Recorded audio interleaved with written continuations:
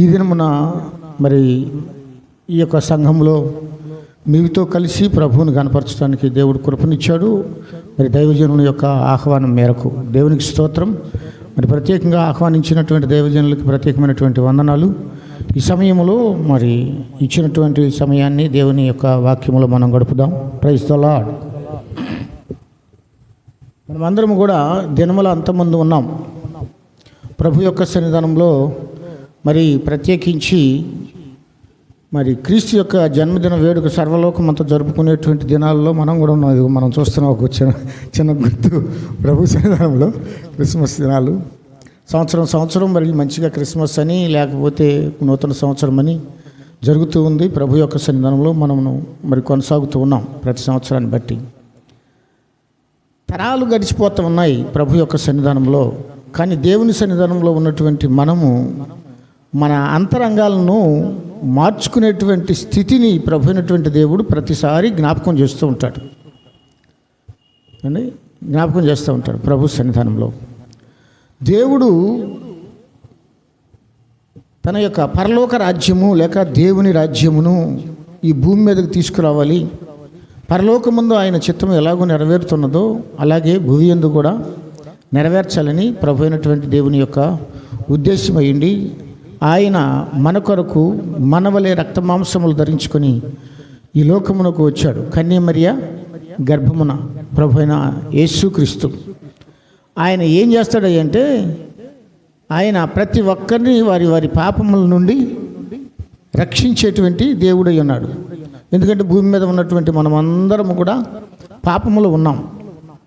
మన పితరుడు పాపం చేశాడు కనుక వారికి జన్మించినటువంటి మనమందరము కూడా పాపములోనే ఉన్నాం. ఆ పాపము నుండి తీసివేయటానికి విడిపించటానికి దేవుడు యేసుక్రీస్తుగా ఈ లోకమునకు వచ్చాడు. దేవునికి స్తోత్రం. ప్రభునందు ప్రియమైనటువంటి వాళ్ళరా, మేము ఎక్కువగా దేవుని రాజ్యము లేక పరలోక రాజ్యాన్ని గురించి మరి ప్రకటించడానికి కొంచెం ఇష్టపడుతూ ఉంటాం. మా ఆత్మీయ నాయకులు ఫుల్ గాస్పెల్ మినిస్ట్రీస్ ఫౌండర్ గారు మరి అబ్రహాం సుధాకర్ గారు వారి యొక్క మరి వాంఛ ఏంటంటే యేసుక్రీస్తు ఏ విధంగా పరలోక రాజ్యాన్ని భూమి మీద ప్రకటించాలని మరి కోరుకుని వచ్చాడు.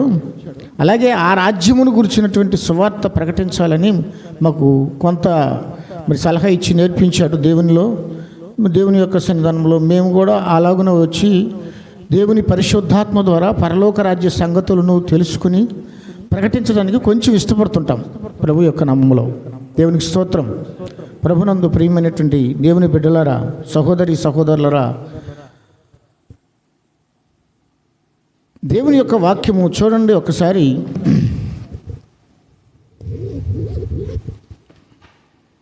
మార్కు సువార్త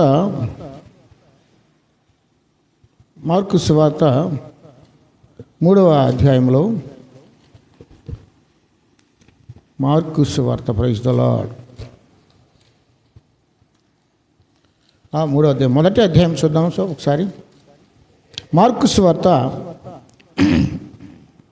మొదటి అధ్యాయము 14వ వచనం ఒకసారి మనం చదువుదాం. 14-15 చదువుతారా? యోహాను చెరపట్టబడిన తర్వాత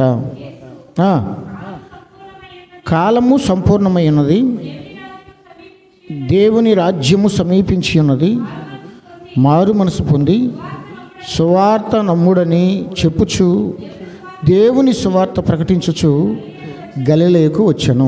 చిన్న ప్రార్థన చేసుకుందాం. ఈ సమయం ముందు ఒక చిన్న మరి పాటను పాడుకుంటూ ప్రభు యొక్క సన్నిధానంలో మరి ప్రభు యొక్క వాక్యాన్ని మనం ధ్యానం చేసుకుందాం. Praise the lord.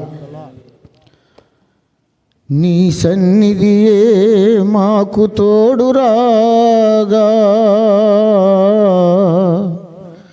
మా చేయి పట్టి మమ్ము నడిపించుము. నీ సన్నిధియే మాకు తోడు వచ్చిన మరికి నెమ్మది విశ్రాంతి కలుగును.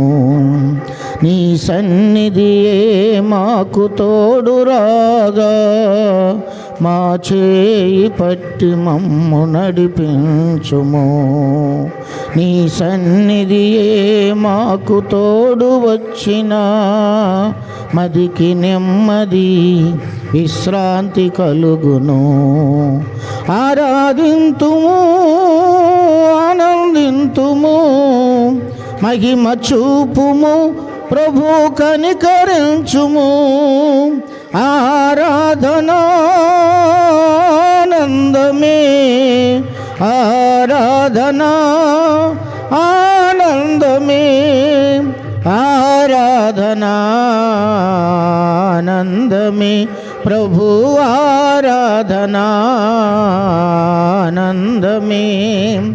ఆనందమే. మీ సన్నిధియే మాకు తోడురాగా, మా చేయి పట్టి మమ్ము నడిపించుము.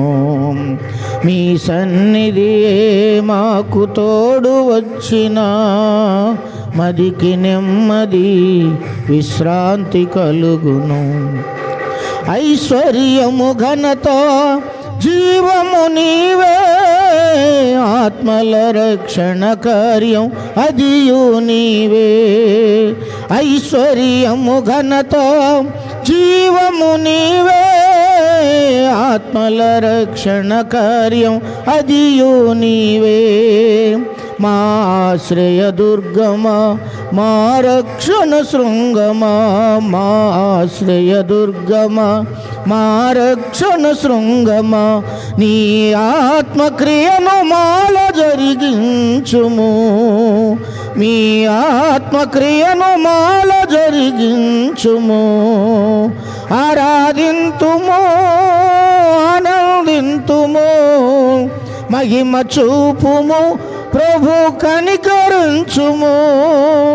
ఆరాధనా ఆనందమే, ఆరాధనా ఆనందమే, ఆరాధనానందమే, ప్రభు ఆరాధనానందమే, ఆనందమే. నీ సన్నిధియే మాకు తోడురాగా, మా చేయి పట్టి మమ్ము నడిపించుము. మీ సన్నిధియే మాకు తోడు వచ్చిన, మదికి నెమ్మది విశ్రాంతి కలుగును. మా ప్రార్థనలన్నీయు సఫలపరచు యేసువా, నీ దక్షిణ హస్తముతో పదిలపరచుము.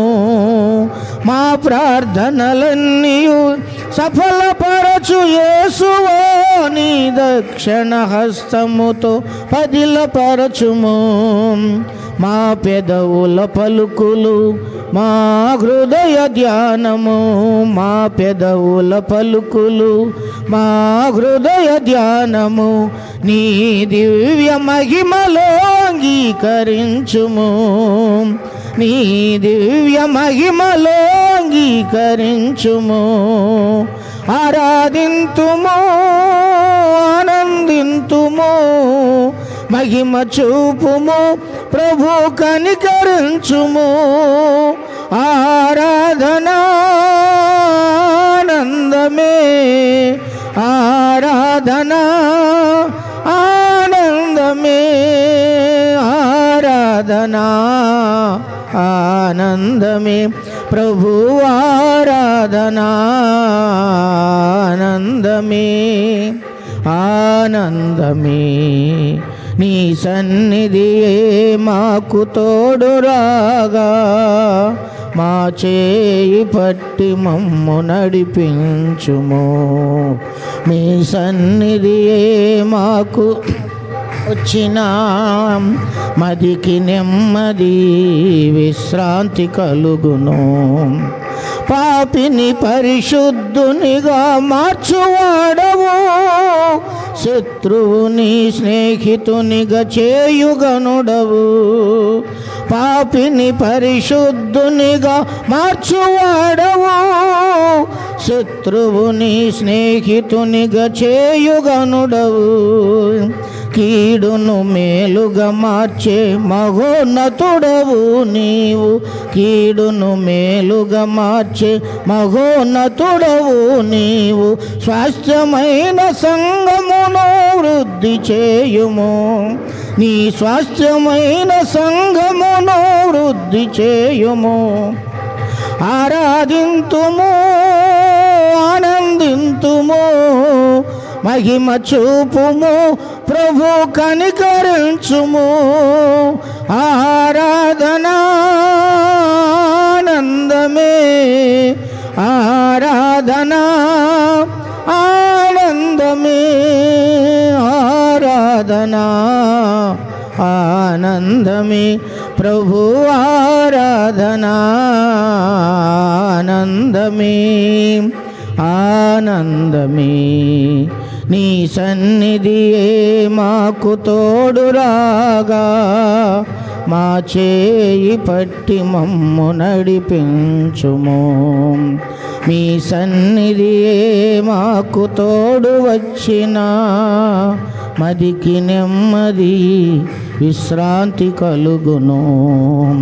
మదికి నెమ్మది విశ్రాంతి కలుగును. మదికి నెమ్మది విశ్రాంతి కలుగును. ప్రేమ కలిగిన మా ప్రియ ప్రభా, మా రక్షకుడు యేసయ్య, మీకు స్తోత్రములు, వందనాలు. గడిచిన కాలం కాచి కాపాడి నూతన దినాన్ని మాకు ఇచ్చారు ప్రభా. ఈ శుక్రవారం దినమున ఇదిగో తండ్రి నాయన ప్రభా, పగలు మీ సన్నిధానంలో మీరు మాకు ఇచ్చినటువంటి సంఘాల్లో ప్రార్థనలో పాల్గొన్నట్టుకు కృపనిచ్చి, మరలా ఈ యొక్క సాయంకాల వేళలో ఈ రాత్రి ఇదిగో తండ్రి నంబూరులోని ఈ యొక్క బేతేలు మందిర ఆవరణములో అయా తండ్రి నాయన ప్రభ చేరి, ఈ మందిరములో చేరి మీ బిడ్డలతో కూడి మీ నామాన్ని కొనియాడటానికి కృపనిచ్చిన దేవా మీకు స్తోత్రాలు. అయా ప్రభ, ఈ సమయమందు మేము చెల్లించిన స్తుతుల మీద మీరు ఆశీనులయ్యండి. వాక్యము ద్వారా మీరు మాతో మాట్లాడండి ప్రభ. ఆత్మ సంఘంతో చెప్పేటువంటి సంగతులను మీరు నాలో ఉండి సంఘంతో చెప్పమని ప్రార్థన చేస్తున్నాం తండ్రి. మీ ఆత్మ ద్వారా మీరు నాలో ఉండి మాట్లాడి నన్ను మరుగుపరిచి మీరు మహిమ పొందండి. కూడి ఉన్న బిడ్డలందరికీ వినుబుద్ధి పుట్టించండి. మీ వాక్యమును విన్న వాక్యమును అనుసరించి నడుచుకున్నట్టుకు అంగీకరించుటకు కృపచూపమని ఇదిగో తండ్రి చదవబడినటువంటి మాటలు మీ దిక్కునకు ఎత్తిపెట్టి యేసుక్రీస్తు పరిశుద్ధ నామములో అడిగి వేడుకొని ప్రార్థిస్తున్నాము తండ్రి, ఆమేన్. ప్రభునందు ప్రియమైనటువంటి వారలారా గమనించండి, ప్రభు అయినటువంటి దేవుడు యేసుక్రీస్తు ఈ లోకానికి వస్తూ పరలోక రాజ్యాన్ని తీసుకొచ్చాడు. అదే దేవుని రాజ్యం. దేవుని రాజ్యం అన్నా పరలోక రాజ్యం అన్నా ఒకటే. మనం ఎందుకు ప్రార్థనలకు వస్తున్నాము, సంఘములో కూడి దేవుణ్ణి కొనియాడుతున్నామంటే మనం అందరము ఆ పరలోక రాజ్యానికి చేరడానికి, అంతేనా? పరలోకం వెళ్ళటానికి కదా ఈ ప్రార్థనలంతా. అంతేగాని దీవెనలు, ఆశీర్వాదాలు, రోగాలు, స్వస్థతలు వాటి కోసమే వస్తున్నామా? లేకపోతే మన ఆత్మ పరలోకము చేరాలని వస్తున్నాం దేవుని సన్నిధానంలో. పరలోకం చేరటానికి దేవుని యొక్క సన్నిధానంలో దేవుడు మనల్ని పిలిచాడు. ఆ పిలుపుకు మరి తగినటువంటి మార్గంలో మనం ఈ లోకంలో నడిచి పరలోక రాజ్యం చేరాలి ప్రభు యొక్క సన్నిధానంలో. మనలో ఎవరికైనా ఏదో ఒక ప్రాంతంలో ఒక ఉద్యోగం వచ్చింది అనుకుందాం. ఉద్యోగం వచ్చినప్పుడు ఆ ఊరు ఏదో ఒక కడప, కర్నూలు, లేకపోతే హైదరాబాద్లోనో ఏదో ఒక ప్రాంతంలో ఉద్యోగం వస్తే అక్కడికి వెళ్ళాలనుకున్నటువంటి సమయంలో ఏం చేస్తామంటే ఆ కడప అనుకుందాం, ఆ కడపలో పరిస్థితి ఎట్లుంటుందో ముందు తెలుసుకుంటాం. ఏమండి అక్కడ పరిస్థితులు ఎట్లుంటాయి? వాటర్ బాగుంటుందా? అక్కడ మనుషులు మంచివాళ్ళేనా? ఏరియా బాగుంటుందా? లేకపోతే అన్నీ దొరుకుతాయా? లేకపోతే అక్కడ నివాసం ఉండటానికి ఎట్లాగూ ఏంటి అని కనుక్కుంటాం. అవునా? ఎందుకు మనం అక్కడికి వెళ్ళి ఉండాలి? మనం పరలోకంలో శాశ్వత కాలం ఉండటానికి దేవుడు మనల్ని పిలిచాడు. ఈ భూలోకంలో ఉండగానే పరలోక సంగతులు తెలుసుకోవాలి. భూలోకంలో ఉండగానే పరలోక సంగతులు తెలుసుకోవాలి. ఆ పరలోక రాజ్యానికి మనం వెళ్ళాలి దేవుని యొక్క సన్నిధానంలో. చూడండి, ప్రభు అయినటువంటి దేవాతి దేవుడు పరలోక సంబంధమైనటువంటి సంగతులను మనకు తెలియచేయటానికి ఈ లోకానికి వచ్చాడు యేసుక్రీస్తుగా. ఆయన వచ్చి ప్రభు యొక్క సన్నిధానంలో మరి సువార్త చెప్పటానికి ఆ యొక్క ప్రాయము వచ్చినప్పుడు ప్రభు యొక్క సన్నిధానంలో ముందు బాల్యదశై జన్మించాడు. మంచిగా 30 సంవత్సరాలు ఎదిగిన తర్వాత సుమారు 30 సంవత్సరాల కాలంలో దేవుని యొక్క సన్నిధానంలో సువార్త ప్రకటించటం ప్రారంభించాడు ప్రభు అయినటువంటి దేవుడు. ఆయన ఆ సువార్త ప్రకటించినప్పుడు ఎలాగో మాట్లాడంటే మనం ఇందాక చదువుకున్నాం. చూడండి, మార్కు సువార్త 1వ అధ్యాయంలో ఏం చెప్పాడంటే, మార్కు సువార్త 1వ అధ్యాయం ఇందాక మనం చదువుకున్నాం కదా. చూడండి, యోహాను చెరపట్టబడిన తర్వాత యేసు కాలము సంపూర్ణమైనది, దేవుని రాజ్యము సమీపించింది, మారు మనసు పొంది సువార్తను నమ్మండి అని ప్రకటించాడు అండి. ప్రభు యొక్క సంఘంలో యోహాను ఏ యోహాను? బాప్తిస్మం ఇచ్చు యోహాను. ఆయన ముందు సువార్త ప్రకటించడం మొదలుపెట్టాడు. ఆయన చెరపట్టి లోపలేశారు. ఆ చెరపట్టబడిన తర్వాత యేసు కాలము సంపూర్ణమై ఉన్నది అని చెప్పాడు. కాలం అంటే ఏ కాలం ఏమండి? కాలం సంపూర్ణమైంది. ఏ కాలం సంపూర్ణమైనది? చూడండి, లూకాసు వార్త 16 చూడండి ఒకసారి. లూకాసు వార్త 16.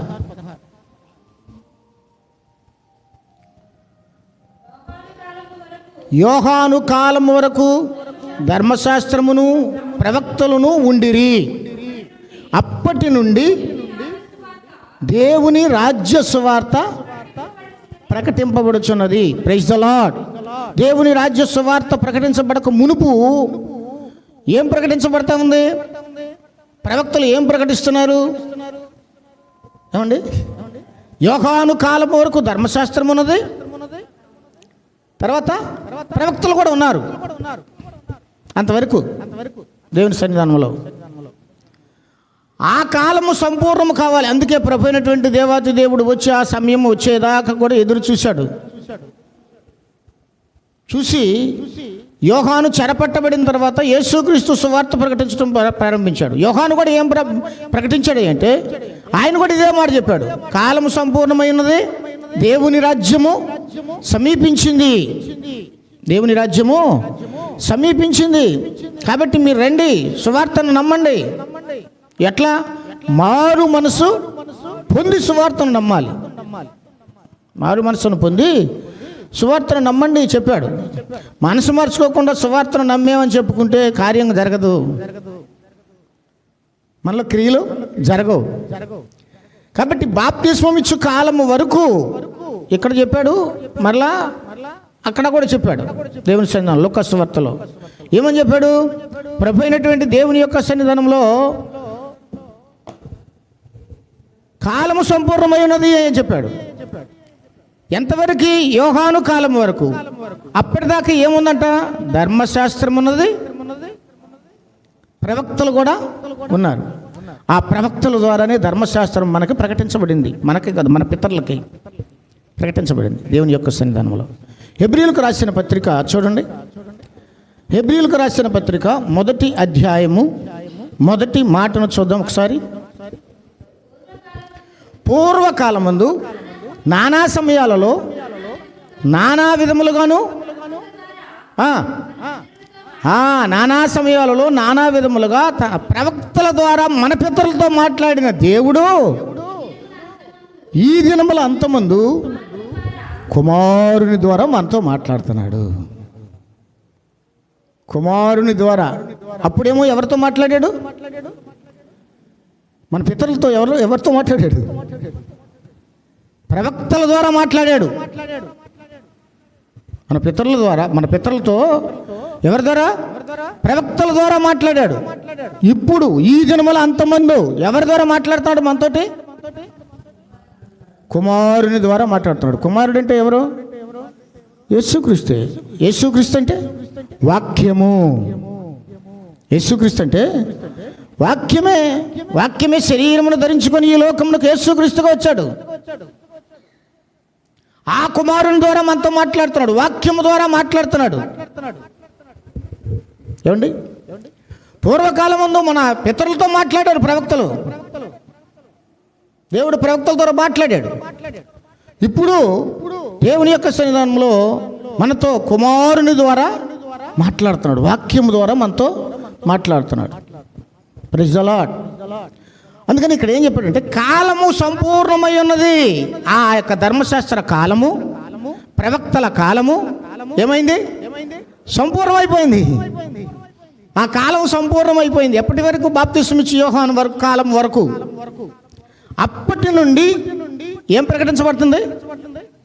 చదువుకున్నాం కదా మనం దేవుని యొక్క లోకస్వార్త 16:16లో చూడండి. దేవుని రాజ్యం ప్రకటించబడుతున్నది. అప్పటి నుండి దేవుని రాజ్యము, ఈ లోకంలో దేవుని రాజ్యాన్ని గురించి ప్రకటించుకోవాలి మనం. దేవుని రాజ్య సువార్త ప్రకటించాలి. ప్రభు అయినటువంటి దేవాతి దేవుడు యేసుక్రీస్తుగా ఉండి ఆ దేవుని రాజ్యాన్ని ప్రకటించాడు. శిష్యుల ద్వారా ఆ దేవుని రాజ్యాన్ని ప్రకటింపజేశాడు. అపోస్తలులందరి ద్వారా దేవుని రాజ్యమునే ప్రకటింపజేశాడు. ఆ దేవుని రాజ్యాన్ని తీసుకొచ్చింది ఎవరై అంటే యేసుక్రీస్తే. అందుకని ఆ యేసుక్రీస్తుని గురించినటువంటి వార్త, ఆ దేవుని రాజ్యమును గురించినటువంటి వార్తే ఇప్పుడు మనం ప్రకటించుకోవాలి. ఏ కథలు కమామిషులు అంటే మనకు విశ్వాసాన్ని కలుగు చేయవు. నేను నన్ను గురించి చెప్పుకున్నాను అనుకోండి, ఒక అరగంట బాగా మీతోటి నన్ను గురించిన మాట వింటే మీకు ఏమైనా విశ్వాసం కలిగిద్దా? ఎవరిని గురించిన మాట వినాలి? క్రీస్తుని గురించిన మాట వినాలి. క్రీస్తుని ప్రకటించుకోవాలి మనం. క్రీస్తు యొక్క రాజ్యాన్ని ప్రకటించుకోవాలి. ఆ రాజ్యాన్ని ప్రభు అయినటువంటి దేవాతి దేవుడు తీసుకొచ్చాడు ఈ లోకానికి. ఆ రాజ్యము కూర్చున్నటువంటి వార్త అదిగో ప్రభు యొక్క సన్నిధానము, ధర్మశాస్త్ర కాలము, ప్రవక్తల కాలము అయిపోయిన తర్వాత ఆ దేవుడే కుమారుడిగా వచ్చి మనందరితో మాట్లాడుతున్నాడు. దేవుని రాజ్య సంగతులు. Praise the lord. అందుకని దేవుని రాజ్యమును గురించి మనం తెలుసుకోవాలి. మనం దేవుని రాజ్యంలోకి వెళ్ళాలి. ఈ లోకంలో ఉండగా కూడా దేవుని రాజ్యంలో ఉండాలి. నిత్యమును విశ్వసించడానికి యుగాల పరలోక రాజ్యం దేవుని రాజ్యంలో ఉండాలి, చేరాలి ప్రభు యొక్క సన్నిధానంలో.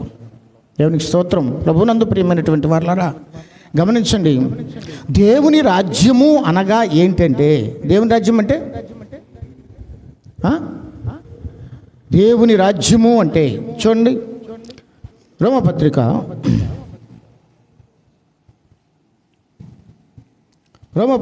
14వ అధ్యాయము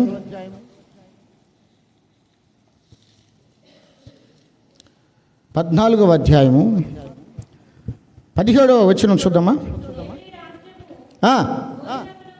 దేవుని రాజ్యం అనగా భోజనం పానం కాదు, నీతి, సమాధానము, పరిశుద్ధాత్మలో ఆనందం. 3 విషయాలు. దేవుని రాజ్యం అంటే తినటం తాగటం కాదు, భోజన పానం కాదు, కానీ నీతి, సమాధానము, పరిశుద్ధాత్మలో ఆనందం. ఈ 3. దేవుని రాజ్యం కాకపోతే మనం దేవుని రాజ్యంలో చేరకముందు మనం ఎక్కడున్నాం? లోకంలో ఉన్నాం. ఏమండి? లోకం అంటే చూడండి, యోహాను రాసిన మొదటి పత్రిక, యోహాను రాసినటువంటి మొదటి పత్రిక, ప్రైజ్ ది లార్డ్,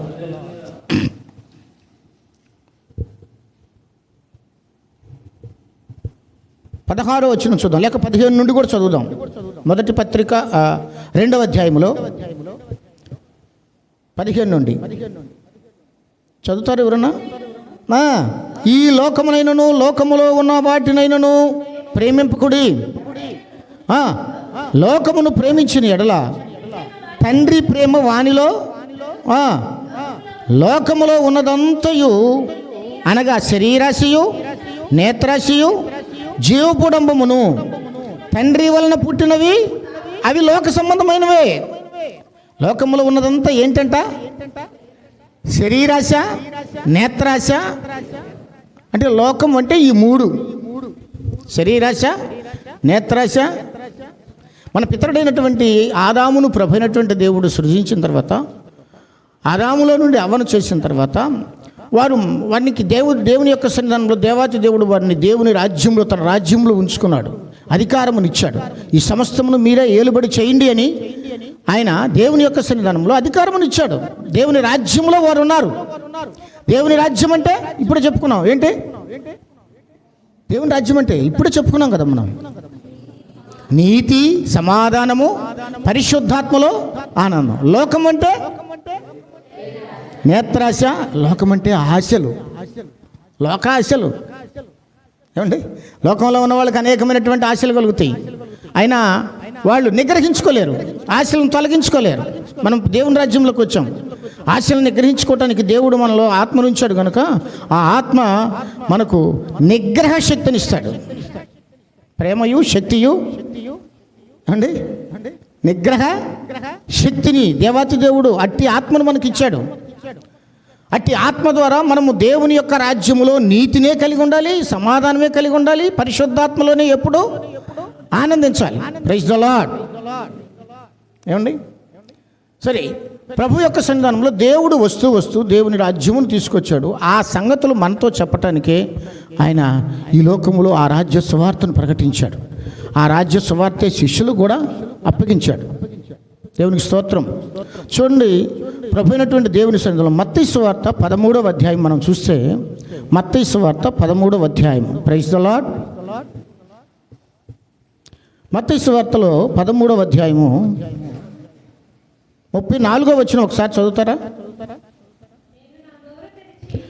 నేను నా నోరు తెరిచి ఉపమాన రీతిగా బోధించదను, లోకము పుట్టినది మొదలుకొని మరుగు చేయబడిన సంగతులను తెలియచెప్పెదను అని ప్రవక్త చెప్పిన మాట నెరవేరినట్లు యేసు ఈ సంగతులన్నింటినీ జనసమూహాలకు ఉపమాన రీతిగా బోధించాడు.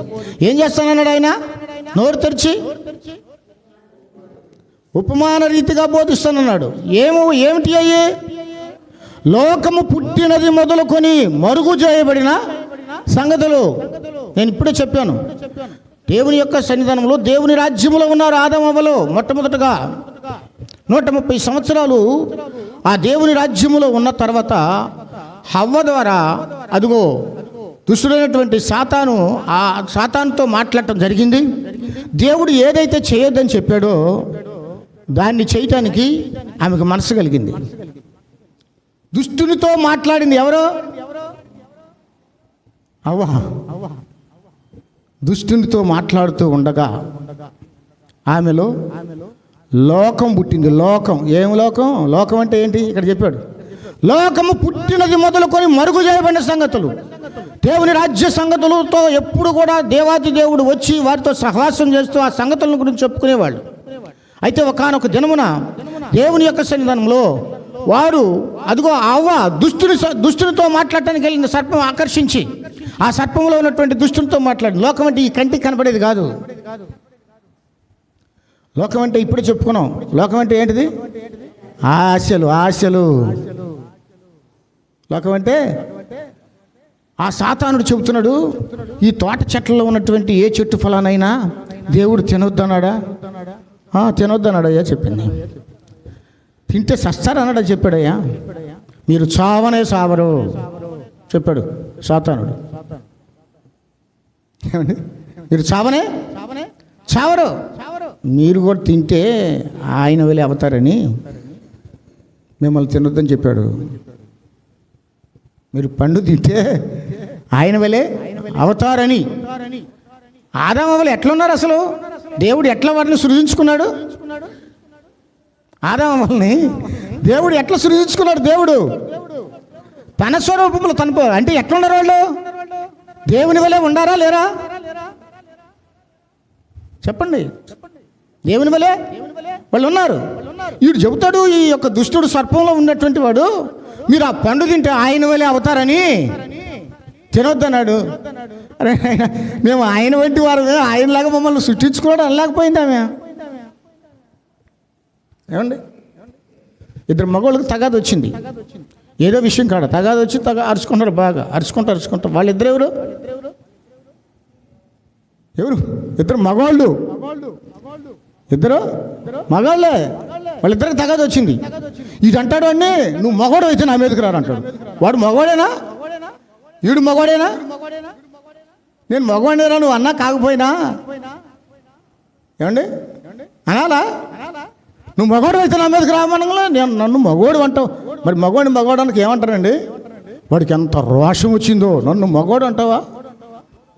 చూడండి, సాతానుడు మనల్ని నిజం చెప్పినట్టు చెబుతూనే మనల్ని మోసం చేస్తాడు. నిజం చెప్పినట్టే చెబుతాడు, మోసం చేస్తాడు. వాళ్ళు దేవుని వలె ఉంటే, దేవుని స్వరూపములో దేవుని పోలికలో దేవుడు వారిని సృష్టించుకుంటే మీరు తింటే ఆయన వలె అవుతారని, దేవుని వలె అవుతారని తినొద్దని చెప్పాడు? ఏమండి, అప్పుడు వెంటనే చూసిందంట ఆ యొక్క చెట్టుకల్లి, ఆ పండుకల్లి చూసింది. చూడగానే అది ఏమండి తినటానికి బాగా రుచికరంగా ఉన్నట్టుగా కనపడిందంట. తినటానికి ఆహారమునకు మంచిదిగా ఆ ఆశ కలిగింది. దాన్ని తినాలి, దాన్ని చూడగలది ఎంతో రమ్యమైనదిగా ఉంది. ఆ నేత్రాశ కలిగింది ఆమెకి, శరీరాశ కలిగింది. డంబం, నేను కూడా లేకపోతే మా ఆయన కూడా, మేము కూడా దేవుని వలే ఉంటామంట. దేవుడు అందుకనే మమ్మల్ని తినొద్దని చెప్పాడంట. మేము కూడా తింటే డంబం వచ్చేసింది, జీవపడంబం. ఈ ఆశలు కలిగినాయి. ఈ ఆశలు అంటే ఏమని చెప్పుకున్నాను మనం? లోకము అనగా ఏంటి? ఆశలు, నేత్రాశ, శరీరాశ, జీవపడంబము. అయ్యే కాదు, ఏ ఆశలు కలిగినా లోకమే. లోకాశలకు మనం వెళ్ళకూడదు దేవుని సన్నిధానంలో. కాబట్టి ప్రభు అయినటువంటి దేవుని యొక్క నామంలో ఆ యొక్క ఎప్పుడైతే ఆ ఆశలు కలిగి దాని వైపు చూసిందో, వాళ్ళు అంతకుముందు దేవుని వలే ఉన్నారు, దేవుని మనసు కలిగినటువంటి వారు ఉన్నారు. దేవునితో సహవాసం చేసేటువంటి వారిలో వాడెవరో దుష్టుడు, సర్పంలో ప్రవేశించి మాట్లాడిన వాడు ఎవడో దుష్టుడు. వాడి తత్వం వచ్చేసింది ఆమెకి. ఏమండి, ఆ దుష్టుడు ఎవరు? వాడు దొంగ, దోచుకునేవాడు, వాడు మోసగాడు, వాడు హంతకుడు, నరహంతకుడు. చూడండి, వాడు హత్య చేయుటకును నాశనం చేయుటకును తప్ప మరి దేనికిని రాడు. ఆ దుష్టుని తత్వం వచ్చేసింది. దైవత్వంలో ఉన్నటువంటి వారికి దుష్టుని తత్వం వచ్చేసింది. ఆ దుష్టుని తత్వమునే ఏమన్నారు అంటే దుష్టత్వము అన్నారు. అందరము దుష్టుని యందు పడి ఉన్నాం. అందరిలో దుష్టత్వమే ఉన్నది. దుష్టత్వములు ఉంటే మనకు ఆశీర్వాదం రాదు, దుష్టత్వములు ఉంటే దీవెన రాదు, దుష్టత్వములు ఉంటే ఆరోగ్యం రాదు, దుష్టత్వములు ఉంటే ఏమీ మనం పొందలేము. దేవుడు ఎందుకు యేసుక్రీస్తు అంటే తన వాక్యమునకు శరీరమును ధరింపజేసి ఈ లోకానికి పంపించాడు అంటే మనకు ఆశీర్వాదం ఇచ్చుటకు, ఆశీర్వాదం పొందలేనటువంటి వారిలో ఉన్నాం. చూడండి, అపోస్తల కార్యముల గ్రంథము 3వ అధ్యాయము 26వ వచనం ఒకసారి చూద్దామా? అపోస్తల కార్యముల గ్రంథము 3వ అధ్యాయం 26వ వచనం. దేవుడు తన సేవకుని పుట్టించి మీలో ప్రతి వాని దుష్టత్వము నుండి మళ్ళించుట వలన మిమ్మును ఆశీర్వదించుటకు మొదట ఆయనను మీ వద్దకు పంపించాడు. మనలో ఏముంది? దుష్టత్వము. దుష్టత్వం అంటే దుష్టుని తత్వం. ఆయన ఏందండి ఎప్పుడు అబద్ధం ఆడతాడంటే వాడి తత్వం అంతేనండి. వాడి తత్వం అంతే, ఇప్పుడు ఎప్పుడు అబద్ధం ఆడుతూనే ఉంటాడు. దుష్టుని తత్వం వాడిది. నేను కూడా, మనము కూడా ఒకప్పుడు ఏమండి దుష్టత్వంలోనే ఉన్నాం. దుష్టత్వంలో ఉండి ఆశీర్వాదం పొందలేకపోతున్నాం, దీవెన పొందలేకపోతున్నాం. దుష్టత్వంలో ఉండి ఆశీర్వదించబడేటువంటి వాళ్ళు ఉంటారు, కానీ ఆ దుష్టత్వంలో ఉండి ఆశీర్వాదం పొందితే ఆశీర్వాదం నిలవదు, ఆశీర్వాదము నిలవదు. దేవుడు తన సేవకుని పుట్టించి మీలో లేక నాలో, మనందరిలో ఒకప్పుడు దుష్టత్వం. ఆ దుష్టత్వము నుండి మనలను మళ్ళించుట వలన మనలను ఆశీర్వదించుటకు దేవుడు ఆయనను మొదట మన యొద్దకు పంపించాడు. ఆ దుష్టత్వం నుండి ఎవరు మనల్ని విడిపించలేరు దేవుని సన్నిధానంలో. అదిగో అవ్వ ఎప్పుడైతే ఆ సర్పంలో ఉన్నటువంటి సాతానుడితో మాట్లాడిందో, ఆ సర్పంలో ఉన్న సాతానుడు ఆమెతో మాట్లాడాడో, ఆమెలోను ఆయన తత్వం వచ్చింది. ఎవరి తత్వం? వాడి తత్వం, దుష్టుని తత్వం దుష్టత్వంలో పడింది. దేవుడు వెంటనే దేవుని రాజ్య సంగతులను మరుగు చేశాడు. వెంటనే దేవుని రాజ్య సంగతులను మరుగు చేశాడు, తెలియకుండా చేశాడు. వారి యొక్క హృదయము అవివేకముగా మార్చాడు. ఆ అవివేక హృదయము అంధకారం అయిపోయింది. చూడండి, ఆదాము అవ్వలు ఇరువురు కూడా ఈ పండు తీసుకెళ్ళి ఆయన కూడా పెట్టింది కదా, ఇద్దరు ఏక శరీరం కదా, ఇద్దరు దుష్టత్వంలో పడిపోయారు. ఇద్దరిలో లోకం పుట్టింది. ఏం పుట్టింది? లోకము, ఆశలు పుట్టినాయి. ఎప్పుడైతే లోకం పుట్టిందో దేవుని రాజ్య సంగతులను మరుగుపరిచాడు. ఇప్పుడు దేవుడు యేసుక్రీస్తుగా వచ్చి ఆయన ఏం చెబుతున్నాడంటే, ఏం చెబుతున్నాడు? చదవండి, ఇందాక మనం చదువుకున్నాం కదా, మత్తయి సువార్త 13వ అధ్యాయం 34వ వచనంలో. నేను నోరు తెరిచి ఏం బోధిస్తాను? ఉపమాన రీతిగా బోధిస్తాను. ఏంటి అయ్యి?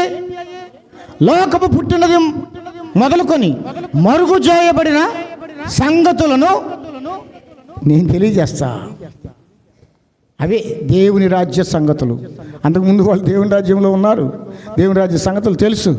ఎప్పుడైతే వాళ్ళలో లోకం పుట్టిందో, లోకం అంటే ఆశలు పుట్టినాయో, లోకం పుట్టినది మొదలుకొని ప్రభు అయినటువంటి దేవాదేవుడు దేవుని రాజ్య సంగతులు వాళ్ళకి మరుగు చేశాడు. దేవుని మహిమను పొందటానికి అవకాశం లేకుండా పోయింది. ఎట్లా పొందుకోవాలో తెలియదు వాళ్ళకి. దేవుని ఆశీర్వాదం ఎట్లా పొందుకోవాలో తెలియదు. దేవుని రాజ్యంలో ఉన్నటువంటి వాటిని ఏంటి తెలుసుకోవటానికి అవకాశము లేదు. ఇప్పుడు యేసుక్రీస్తు వచ్చి చెబుతున్నాడు, లోకము పుట్టినది మొదలుకొని మరుగు చేయబడిన సంగతులను నేను మీతో ఉపమాన రీతిగా బోధిస్తా. 78వ కీర్తన చూడండి, 78వ కీర్తన. Praise the lord.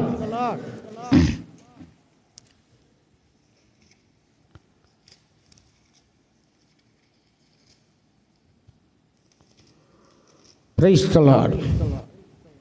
మొదటి నుండి చదువుదామా? నా జనులారా, నా బోధకు చెవియొగ్గుడి, నా నోటి మాటలకు చెవియొగ్గుడి. నేను నోరు తెరిచి ఉపమానం చెప్తాను, పూర్వకాలపు గూఢవాక్యములను నేను. Praise the lord. కీర్తనకారుడు అప్పుడే ప్రవచించాడు. యేసుక్రీస్తు పలికేటువంటి మాటలు అప్పుడే ప్రవచించాడు అండి. పూర్వకాలపు గూఢవాక్యాలు, అక్కడ మరుగు చేయబడినటువంటి సంగతులు నేను ఉపమాన రీతిగా బోధిస్తాను. ఇదిగో ఆ దేవుడే శరీరమును ధరించుకొని వచ్చి తన రాజ్యమును భూమి మీద విస్తరింప చేయటానికి ప్రభు అయినటువంటి దేవాతి దేవుడు ఆ రాజ్య సంగతులు బోధించటానికి వచ్చాడు. ఆ దేవుని రాజ్య మర్మములను మనం తెలుసుకోవాలి. దేవుని రాజ్య మర్మాలు ఏం ప్రకటించాడు ఆయన? చెప్పాడు, పరలోక రాజ్యం సమీపించింది, కాలము సంపూర్ణమైపోయింది. ఏ కాలం? ధర్మశాస్త్ర కాలము, ప్రవక్తల కాలము సంపూర్ణమైపోయింది. ఇప్పటి నుండి ఆ యొక్క సంపూర్ణమైన దగ్గర నుంచి ఏం ప్రకటించబడుతుందంట? దేవుని రాజ్య సంగతులు. మనం దేవుని బిడ్డలముగా ఉన్నప్పుడు దేవుని రాజ్య సంగతులే మాట్లాడుకోవాలి. లోక సంబంధమైనటువంటి ఆ కథలు కమామేషులు ఈ కాదు. కూర్చున్నాం, దేవుని రాజ్య సంగతులు మాట్లాడుకోవాలి. మందిరంలో దేవుని రాజ్య సంగతులు వినాలి. 145 కీర్తన చూడండి ఒకసారి త్వరగా. Praise the lord. 145 కీర్తన.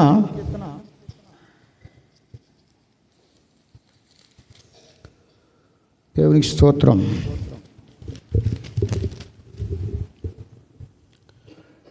నూట 45 కీర్తనలో 10వ వచనం నుండి చూద్దాం. నీ క్రియలన్నీ నీకు కృతజ్ఞతాస్తుతులు చెల్లించుచున్నవి, నీ భక్తులు నిన్ను సన్నుతించుదురు.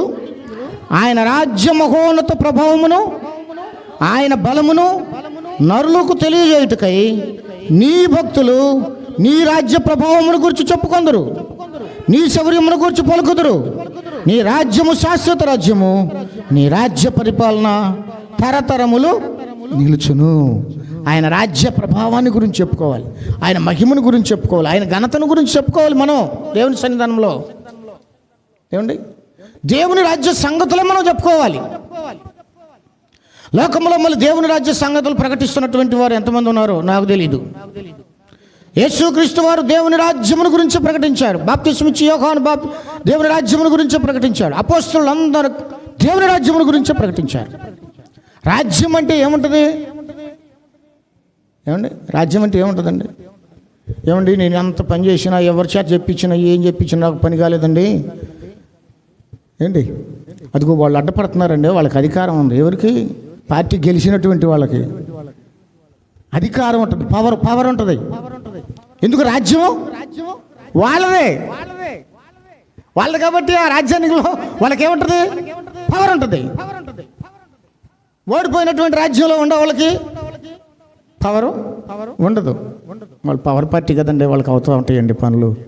మనకి ఏమవుతాయి? పవర్. దేవుని రాజ్యం అంటే పవర్ ఉంటుంది, శక్తి ఉంటుంది దేవుని యొక్క సన్నిధానంలో. ఇందాక చెప్పుకున్నాం మనం, భోజనం పానం కాదు, నీతి సమాధానం పరిశుద్ధాత్మలో ఆనందము. దేవుని రాజ్యం అంటే ఊరక మాటలు కాదు, శక్తితో ఉన్నది. దేవుని రాజ్యం అంటే మాటలు కాదు, శక్తి, పవర్. Praise the lord. ఆ పవర్ ఆ రాజ్యానికి ఉంది. అందుకనే దేవుని వ్రేలితో దయ్యములను వెళ్ళగొట్టుచున్న యెడల దేవుని రాజ్యం మీ మధ్య ఉంది అని చెప్పాడు. దేవుని వ్రేలితో దయ్యములను, ఈ వేలుతో కాదు, ఈ వేలు ఏమన్నా పెట్టింది నాది, నా వేలైనా ఒకటి, నీ వేలైనా ఒకటి. దేవుని వ్రేలు, దేవుని వ్రేలు. సాతానుడు శోధించడానికి వచ్చాడు యేసయ్య దగ్గరికి. దేంతో వెళ్ళగొట్టాడు? వాక్యముతోనే, దేవుని వ్రేలుతోనే. దేవుని యొక్క ఆత్మచేత దయ్యములను వెళ్ళగొట్టుచున్న యెడల దేవుని రాజ్యం మీ మధ్యలోనే ఉంది. దేవుని ఆత్మచేత వెళ్ళగొట్టాలి దయ్యాన్ని, రోగాన్ని. దేవుని వాక్యము చేత వెళ్ళగొట్టాలి. వాక్యాన్ని నువ్వు ప్రకటిస్తుంటే ఆ ప్రకటించేటువంటి వాక్యం తెలియనటువంటి వాళ్ళకి, అన్యజనులకు, లోకస్తులకు వెరితనంగా ఉంటుంది. కానీ రక్షించబడిన మనకైతే అది దేవుని శక్తి. Praise the lord. అందుకని వాక్యమునే ఉపయోగించాలి, వాక్యం ప్రకటించుకుంటూ వెళ్ళాలి. ఈనాడు మరి అది ఎంతవరకు నాకు తెలియదు, కానీ ఒకళ్ళని విమర్శించడం మన పని కాదు. ఏమండి, రావటమే దయ్యాలు నిలగొట్టేస్తున్నారు. స్టేజ్ మీదకి రావటమే నిలగొడుతున్నారు. ఏమండి, జ్వరం వచ్చిందండి ఒక వ్యక్తికి, ఒక టాబ్లెట్ తెచ్చాడు, పెట్టంగానే జ్వరం పోతుందా? ఆ టాబ్లెట్ వేసుకోవాలి, అది లోపలికి పోయి పని చేయాలి, అప్పుడు పోద్ది జ్వరం. అవునా? తీసుకొచ్చి పెట్టంగానే పోద్దా? చూడండి, దేవుని వాక్యం ప్రకటించబడుతున్నప్పుడు ఎవరైతే వెర్రిగా నమ్ముతారో వారి హృదయంలోనికి దేవుని యొక్క వాక్యము వెళ్తుంది. వారు వింటే దేవుని యొక్క సన్నిధానంలో, తింటే ఆహారము మన కడుపులోనికి పోతుంది, వింటే మాటలు మన యొక్క ఆత్మీయ చెవుల్లోనికి పోతాయి. ఆత్మీయ చెవి అంటే దేవుడు నిర్మించిన చెవి, ఈ చెవులు కాదు. సంఘముతో ఏ మాటలు చెప్పాలో, సంఘం ఎలాగ నడుచుకోవాలో, ఆ సంఘముతో ఆత్మ చెప్పే సంగతులు, ఆ మాటలు మన హృదయంలోనికి వెళ్తే అక్కడ హృదయంలో దేవుని వాక్యం కార్యసిద్ధిని కలుగు చేస్తుంది. అప్పుడు హృదయంలో ఉన్న దుష్టత్వం పోతుంది, దయ్యం పోతుంది, రోగం పోతుంది, ఏదైనా పోతుంది. అసలు తీసుకురాకుండానే, లేకపోతే మందు తీసుకురాగానే ఆడ చూపిస్తే, ఆ టాబ్లెట్ ఇంజక్షన్ చూపిస్తే జ్వరం పోదు. ఏమండి, వాక్యం మన హృదయంలోనికి వచ్చి కార్యసిద్ధి కలగాలి. ఆ వాక్కు మన నోటి ద్వారా దేవుని ఆత్మ పలుకుతాడు. ఆత్మకార్యం అక్కడ చూస్తాం మనం, దేవుని యొక్క కార్యాన్ని మనం అక్కడ చూస్తాం. Praise the lord. కాబట్టి ప్రభు అయినటువంటి దేవుని యొక్క సన్నిధానంలో దేవుని రాజ్యమును ప్రభు అయినటువంటి దేవాతి దేవుడు మనం తీసుకొచ్చి ఆ రాజ్యముని గురించి మనకు తెలియజేస్తున్నాడు. Praise the lord. లోకం పుట్టింది మొదలుకొని మరుగు చేయబడినటువంటి సంగతులను నేను ఉపమాన రీతిగా మీకు ప్రకటిస్తాను. వాళ్ళకి ఎప్పుడైతే రాజ్య సంగతులు మరుగుపరిచాడో వాళ్ళకి దేవాతి దేవుడు రాజ్యాన్ని కూడా నియమించాడు. రాజ్యాన్ని కూడా ఎప్పుడు? లోకం పుట్టినప్పుడే. లోకం అంటే ఇది కాదు, కంటికి కనపడేది కాదు. లోకం అంటే నేత్రాశ, శరీరాశ, జీవపుడము, అవి ఎప్పుడు పుట్టినయో అప్పుడే దేవుని రాజ్యం మర్మంలో దేవాతి దేవుడు మరుగుపరిచాడు. 25వ కీర్తన, మత్తయి సువార్త 25వ అధ్యాయంలో, మత్తయి సువార్త 25వ అధ్యాయము 34వ వచనం చూడండి. 25వ అధ్యాయము. రేపు జరగబోయేటువంటి సంగతి ఏంటంటే, అప్పుడు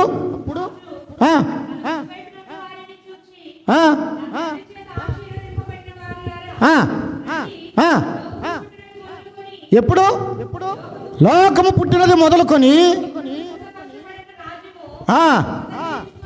ప్రైజ్ ది లార్డ్, మీ కొరకు నియమించబడినది రాజ్యం. ఎప్పుడు?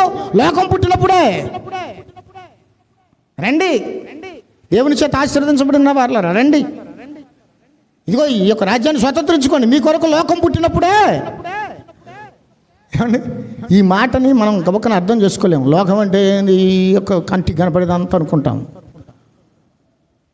దాన్ని అసలు దేవుని వలన కలిగింది కాదు. అందుకని లోకంలో ఉన్నది ఏనని ప్రేమించొద్దు అని చెప్పాడు. ఏమండి? ఏమిటయ్యా లోకం అంటే నేత్రాశ, శరీరాశ, జీవపడమ్మము.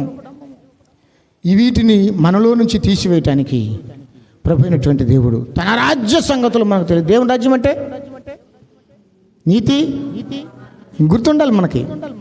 సమాధానము పరిశుద్ధాత్మలో మన జీవితం అలాగూ నడిపించడానికి దేవాదేవుడు తీసుకొచ్చాడు. దేవుని రాజ్యము, ఆ రాజ్య సంగతులను దేవాతి దేవుడు తన ఆత్మ ద్వారా మనందరికీ ప్రకటించడానికి ముందు సేవకులను ఏర్పాటు చేసుకున్నాడు ప్రభు అయినటువంటి దేవుడు. యేసుక్రీస్తు ప్రకటించాడు. అయితే దేవుని యొక్క సన్నిధానంలో ఉపమాన రీతిగా చెప్పాడు కదా, చాలా ఉపమానాలు 13వ అధ్యాయంలో చెప్పాడు ప్రభు సన్నిధానంలో. కొండ మీద కూడా ఆ ఉపమాన రీతిగా వాక్యం చెప్తే వాళ్ళు దిగొచ్చిన తర్వాత యేసయ్య దగ్గరికి వచ్చి ప్రత్యేకించి, ఎవరోళ్ళు? శిష్యులు, ఆయన ఏర్పాటు చేసుకున్నటువంటి శిష్యులు. అయ్యా పలానా ఉపమానానికి భావం ఏంటయ్యా అంటే చక్కగా వాళ్ళకి వివరించి చెప్పారు. ఈ ఉపమానానికి భావం ఇదయ్యా అని. వాళ్ళు అడిగారు, మరి మీరెందుకయ్యా అందరిలో ఉపమాన రీతికి బోధిస్తున్నారు? మేమంటే మళ్ళా నీ దగ్గరికి వచ్చి ప్రత్యేకంగా అడిగితే నువ్వు మాకు చెప్పావు, మరి వాళ్ళందరికీ అర్థం కావట్లేదు కదా, ఎందుకు అట్లా ప్రకటించావు? చూడండి మత్తయి సువార్త 13వ అధ్యాయము. Praise the lord.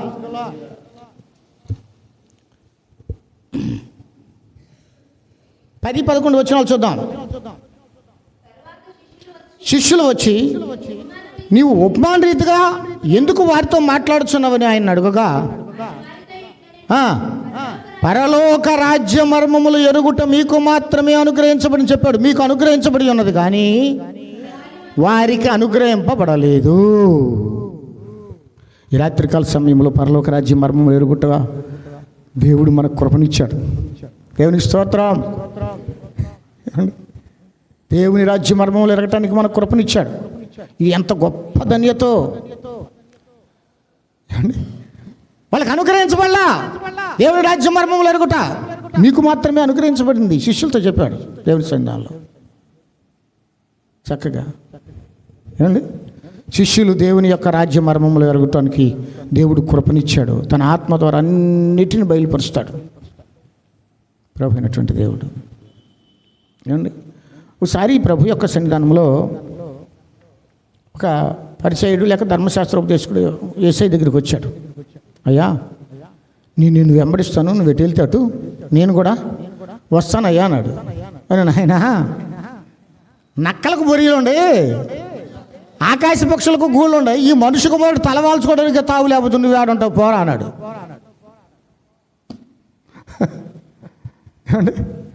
అసలు ధర్మశాస్త్రం బోధించబడే కాలము దేవుని యొక్క సన్నిధానంలో ధర్మశాస్త్రాన్ని ఎరిగినటువంటి వాడు. మనం ఏమనుకుంటామంటే ఏదన్నా ఒక పనికి మంచిగా అది జరిగించడానికి ఒక బాగా చదువుకున్నటువంటి వ్యక్తి వచ్చి అడిగాడు అనుకోండి, వీడైతే చదువుకున్నవాడు బాగా, వీడు బాగా చేస్తాడు కాబట్టి ఈయన్ని పెట్టుకుందాం అనుకుంటాం. అవునా? అంతేనా? వాడు ఎవడన్నా చదువు లేనివాడో లేకపోతే ఏమి లేనివాడు తీసుకొచ్చాడు, వాడికి ఏం తెలుసయ్యా, ఎవరైనా కథ చదువుకున్నవాడు. ఈయన మంచి శాస్త్రం ఎరిగినటువంటి వాడు, ధర్మశాస్త్రం ఎరిగినటువంటి వాడు, అన్ని విషయాల్లో మంచిగా ఉన్నటువంటి వ్యక్తి వచ్చి నేను వస్తానయ్యా నీకు అంటే నాకే స్థలం లేదయ్యా, తలవాల్చుకుంటూ మనిషి కుమారుడికి స్థలము నువ్వు ఎక్కడ ఉంటావు పో అన్నాడు. యేసయ్య ఒక శిష్యుని దగ్గరికి వెళ్ళి ఆ శిష్యుని నన్ను వెంబడించు అన్నాడు. శిష్యుడి దగ్గరికి వెళ్ళి రా నన్ను వెంబడించు. అయ్యా నా వాళ్ళు చనిపోయారు, అయ్యా వాళ్ళని బాధ పెట్టుకున్నా, సచ్చినోడు బాధ పెట్టుకుంటారు, నువ్వు రావయ్యా నాతోటి అన్నాడు. ఆయన నేను వస్తానయ్యా అంటే స్థలం లేదు పో అన్నాడు. ఈయన అది ఆ శిష్యుడి దగ్గరికల్లా వెళ్ళి నన్ను ఎందుకని అట్లా చెప్పాడు అని చూడండి. నేను మధువాళ్ళ పేడలో అక్కడ దగ్గరలో కీబోర్డ్ వాయించేటువంటి ఒక ప్రసాద్ గారు అని ఒక ఆయన ఉన్నాడు. ఆయన దగ్గరికి వెళ్ళి కీబోర్డ్ నేర్చుకుంటానండి సార్ అని చెప్పాను. అంతకుముందు వేరే ఒక అతను వస్తే అతని దగ్గర నేను సరిగమ పదనిసా లేకపోతే హల్లెలూయా స్తుతి మహిమ అనే వాటిని వాయించాను. అతను నాకు నేర్పించాడు 4-5 రోజులు. తర్వాత నేను ఆయన దగ్గర లేను, వెళ్ళిపోయాను, కుదరలేదు. తర్వాత ఈయన దగ్గరికి వచ్చా, మళ్ళీ వచ్చి కీబోర్డ్ నేర్పించాలి సార్ అంటే నేర్చుకో అన్నాడు. ఆయన కూడా ఇంకొక రకంగా హల్లెలూయా స్తుతి మహిమ నేర్పించాడు. ఏమండి? ఎవరు నాకు నేర్పించేవాడిని ఏమంటాం? గురువు అంటాం కదా. నేర్చుకునేవాడిని ఏమంటాం? శిష్యుడు అంటాం. నేను పోయాను. అని ఇంకొక రకంగా నేర్పించాడు నాకు. సరే అయిపోయింది, ఆ రోజు ప్రాక్టీస్ చేశా. మరుసటి రోజు మళ్ళీ వెళ్తే నేను చెప్పాను కదా, హల్లెలూయా స్తుతి మహిమ చెయ్యి అన్నాడు. హల్లెలూయా స్తుతి మహిమ వేసిన తర్వాత అన్నాను, ఇట్ట కూడా వాయించుకోవచ్చు కదా సార్ అట. ఇంతకు ముందు నేర్చుకున్నాడు కదా, ఇట్ట కూడా నేర్చుకుంటే నేను చెప్పినట్టు నేర్చుకుంటే ఉండు, లేకపోతే వెళ్ళిపో బయటికి పో అన్నాడు ఒకటమాట. శిష్యుడు ఏం చేయాలి? గురువు చెప్పిన మాట వినాలి, గురువు చేసినట్టు చేయాలి, ఎగస్ట్రా చేయకూడదు. శిష్యుడు మనమందరం శిష్యులు కావాలని కోరుకుంటున్నాడు యేసయ్య.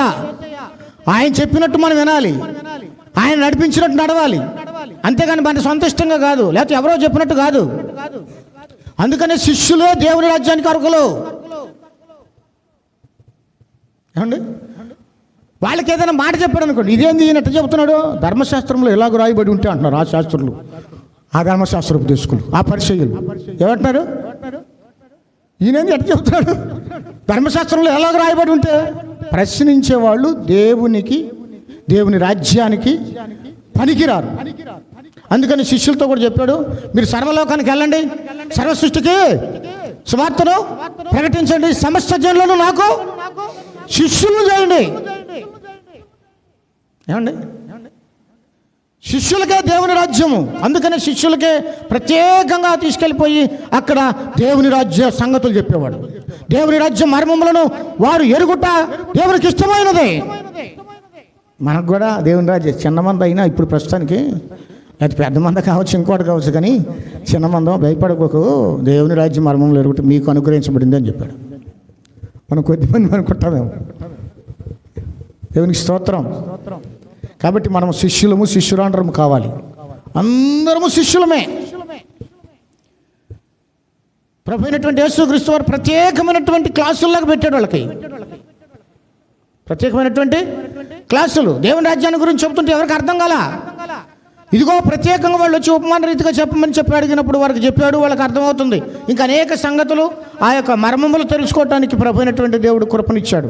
తర్వాత పరిశుద్ధాత్మను వారికి ఇచ్చి ప్రతి సంగతిని ఆత్మ ద్వారా, మనకైతే ఆత్మ ద్వారా ఆయన తన సంగతులను బయలుపరుస్తున్నాడు. మర్మములు చూడండి, అపోస్తల కార్యముల గ్రంథం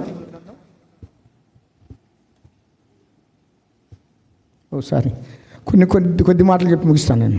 అపోస్తలుల కార్యముల గ్రంథం 19వ అధ్యాయము. Praise the lord.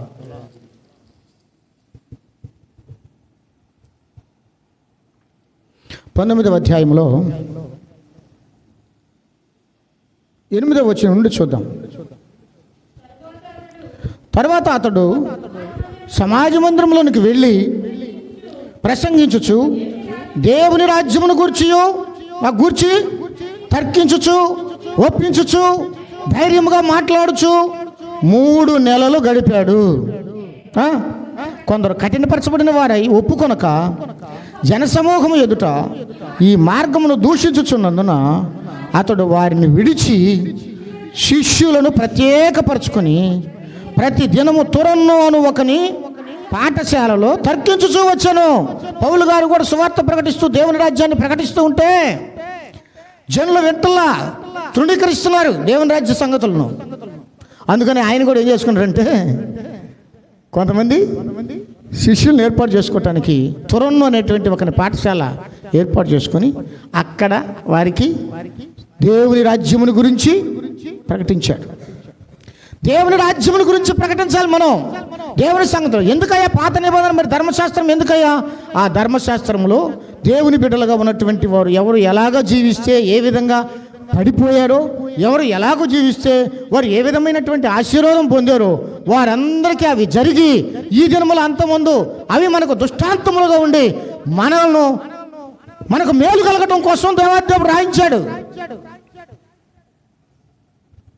ధర్మశాస్త్రం మనల్ని ఏమంటే మనకి నీతినిచ్చి మహిమకు మార్చగలిగేటువంటి స్థితి ధర్మశాస్త్రానికి లేదు. ఆ ధర్మశాస్త్ర సంబంధమైనటువంటి నీతి ఉంది. ఆ నీతి ఒకరినే బ్రతుకుతారు వాళ్ళు. పౌలు గారు చెప్తున్నాడు, ఇదిగో నేను ఏ విధము చేతనైనా ధర్మశాస్త్ర సంబంధమైన నా నీతిని కాక, అంతకుముందు ధర్మశాస్త్రం ప్రకారం యథార్థంగా ప్రకటించాడు, మంచి పరిచర్య చేశాడు.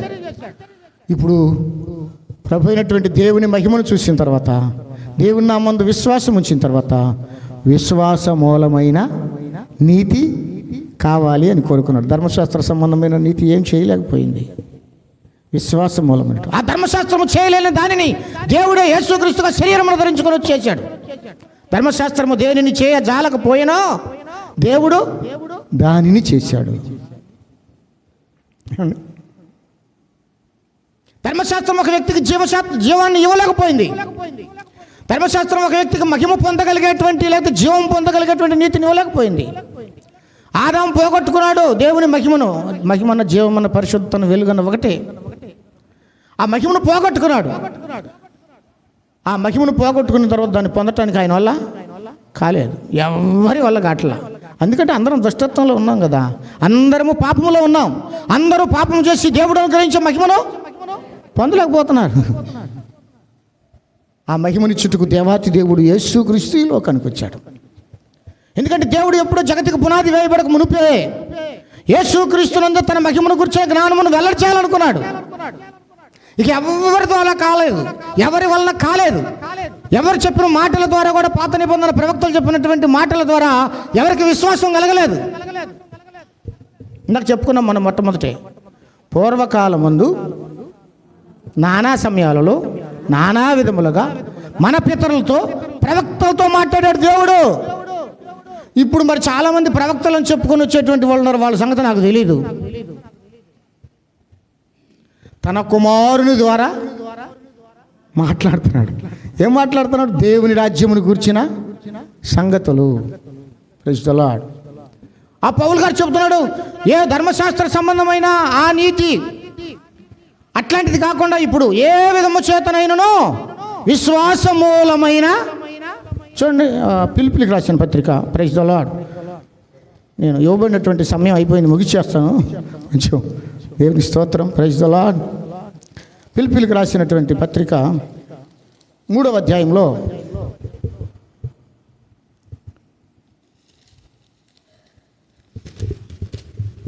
3వ అధ్యాయము 9వ వచనం చదువుదాం. క్రీస్తుని సంపాదించుకొని ధర్మశాస్త్ర మూలమైన నా నీతిని గాక క్రీస్తునందలి విశ్వాసము వలనైనటువంటి నీతి, అనగా విశ్వాసమును బట్టి దేవుడు అనుగ్రహించు నీతి గలవాడనై ఆయన యందు అగపడు నిమిత్తము ఏ విధము చేతనైన మృతుల్లో నుండి నాకు కూడా పునరుద్ధానం కలగవలనని ఆయనకి ఏమేమి లాభకరమైనవో, ఏ ఆయనకి ఉత్తమమైనవో వాటిని అన్నిటిని కూడా పెంటగా ఎంచుకున్నాడు. లాభకరమైనటువంటి వాటిని కూడా పెంటగా ఎంచుకున్నాడు. ఎందుకు? విశ్వాస మూలమైన నీతి కావాలి. విశ్వాస మూలమైన నీతి ఒక వ్యక్తిని మృతుల్లో నుండి తిరిగి లేపుతుంది. ధర్మశాస్త్రం వల్ల కాల. ఆ ధర్మశాస్త్రం ఏం చేసిందంటే నడిపించి తీసుకొచ్చి, అయ్యా నా వలన కాదు, ఇదిగో మీకు మహిమనిచ్చేటువంటి నీతి కావాలి అంటే అదిగో ఆయన దగ్గర ఉందని యేసుక్రీస్తు దగ్గరికి తీసుకొచ్చి మనల్ని పెట్టింది ధర్మశాస్త్రం. గల్తీలకు రాసిన పత్రిక చూడండి, గల్తీ పత్రిక. Praise the lord.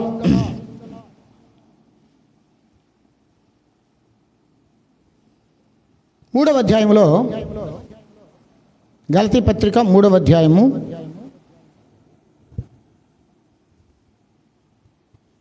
24వ వచనం చదువుదాం. కాబట్టి మనము విశ్వాస మూలమైన నీతిమంతులమని తీర్పు తీర్చబడినట్లుగా క్రీస్తునొద్దకు మనల్ని నడిపించుటకు ధర్మశాస్త్రము మనకు బాలశిక్షకుడు అయ్యింది. ఎక్కడికి? క్రీస్తునొద్దకు నడిపించడానికే. క్రీస్తునొద్దకు నడిపించి ఆయన మిమ్మల్ని రక్షించేది, ఆయన మీకు పునరుద్ధానం కలిగేటువంటి నీతినిచ్చేవాడు. మా దగ్గర ఆ నీతి లేదు అండి అని ఆ యొక్క క్రీస్తునొద్దకు మనల్ని నడిపించుటకు ఏమైందట? బాలశిక్షకుడు అయిన. బాలశిక్షకుడు అంటే బాలుడుకు నేర్పించాల్సినటువంటి జ్ఞానము. మనకు తెలియదు కానీ మన పితరులు చెప్తూ ఉంటారు. ఏమని చెప్తారంటే అప్పుడంట అక్షరాలు, గుడింతాలు వీటన్నిటిని నేర్చుకోవడానికి బాలశిక్ష ఉండేది. పెద్ద బాలశిక్ష. పాఠాల్లోకి పోవాలి అంటే, అయ్యో చక్కగా చదువుకోవాలి అంటే ఈ నేర్చుకోవాలి ముందు, అక్షరాలు, గుడింతాలు ఇవన్నీ. అప్పుడు దాన్ని ఏమనేవాళ్ళు? పెద్ద బాలశిక్ష అనేవాళ్ళు అంట. ధర్మశాస్త్రం మనకి బాల శిక్షకుడు అయ్యింది. Praise the lord. యేసునొద్దకు తీసుకొచ్చి పెట్టింది. ఆ యేసుక్రీస్తు నీతిని మనకు తెలియజేస్తుంది. ఎట్లాగా ఆ యేసుక్రీస్తుని గురించిన మాట వింటే విశ్వాసం కలుగుతుంది, ఆ విశ్వాసం మూలముగా మనకు నీతి కలుగుతుంది, ఆ నీతి నీకు మహిమనిస్తుంది. దేవుడు మహిమా స్వరూపుడు, తన కుమారుడు కూడా మహిమా స్వరూపుడుగా ఉండటానికి దేవాతి దేవుడు పంపించాడు ఈ లోకానికి, రక్త మాంసాల్లో పంపించాడు. ఆ కుమారుని యొక్క సారూప్యం మనమందరం కూడా సంతరించుకోవాలి. తన కుమారుడు అనేక కుమారుల్లో జ్యేష్ఠుడగినట్లుగా దేవుడు ఎవరిని ముందుగా ఎరిగెనో వారిలో కొందరిని తన కుమారుని యొక్క సారూప్యములను తెచ్చుటకు నిర్ణయించాడు. ఎంతమందిని నిర్ణయించాడో వారిని పిలిచాడు, ఎంతమందిని పిలిచాడో వారిని నీతిమంతులుగా తీరుస్తున్నాడు, ఎంతమందిని నీతిమంతులుగా తీరుస్తున్నాడో వారిని రేపు మహిమకు మారుస్తాడు. మహిమ మారలేదనుకోండి, సంఘం ఎత్తబడుతుంది. నేను కూడా ఎగరాలి, ఎగిరి నేను కూడా వెళ్ళాలంటే రక్తమాంసాలు దేవుని రాజ్యాన్ని మహిమకు మార్చబడాలి. అది దేవుని నీతి వలన మాత్రమే. ఏమండి, కొరింథీయులకు రాసిన పత్రిక 5వ అధ్యాయము 21వ వచనం చూడండి.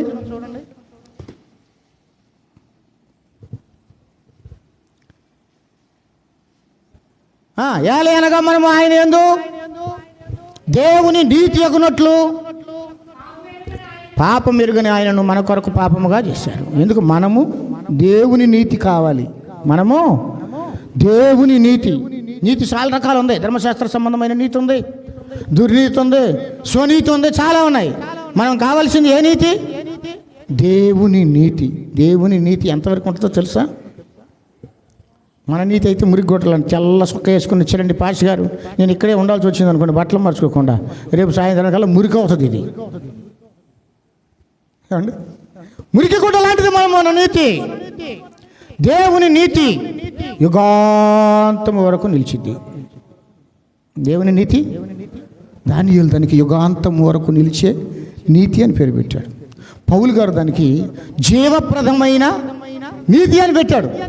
పౌలు గారు జీవప్రదమైనటువంటి నీతిని పొందుకొని నేను కూడా ఏ విధంగా చేతనైనా మృతుల్లో నుండి లేవాలి అనేటువంటి ఆసక్తి కలిగినటువంటి వాడుగా ఉన్నాడు. Praise the lord. మనం కూడా జీవప్రదమైన నీతి ఆ మాటలు చదువుతూ ఉండగానే ప్రభు అయినటువంటి దేవుని యొక్క సన్నిధానంలో నేను నా హృదయంలో పాడుకోవడానికి, దేవుని యొక్క సన్నిధానంలో పాడుకోవడానికి కృపనిచ్చాడు. జీవప్రదమైన నీతిని నా కొసగుమా, నీ జీవ మార్గములు నడిపించుమా. జీవప్రదమైన నీతిని నా కొసగు, నీ జీవ మార్గములు నడిపించుమా.